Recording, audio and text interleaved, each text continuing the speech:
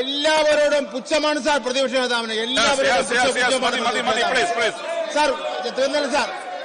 Sir ഇവിടെ അങ്ങോട്ട് അദ്ദേഹം പറഞ്ഞല്ലോ ഏത് റൂളാ ഈ സമരം? സാർ ഇത് ഒരു റൂളും വേണ്ട സംസാരിക്കാൻ. വേറെ റൂളെന്താ കാര്യം പറയുന്നതിനുണ്ട്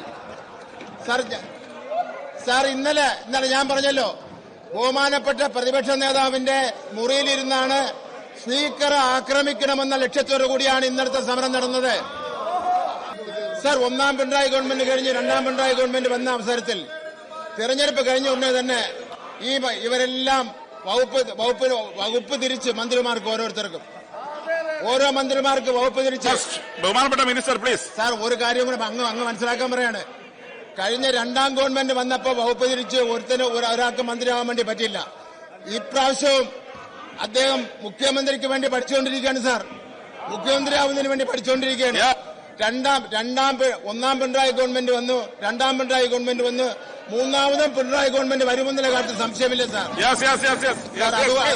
അതുകൊണ്ട് ആവശ്യമില്ലാതെ സാർ, ആവശ്യമില്ലാതെ ഒന്നും ഈ വിരട്ടലൊന്നും ഞങ്ങളോട് വേണ്ട.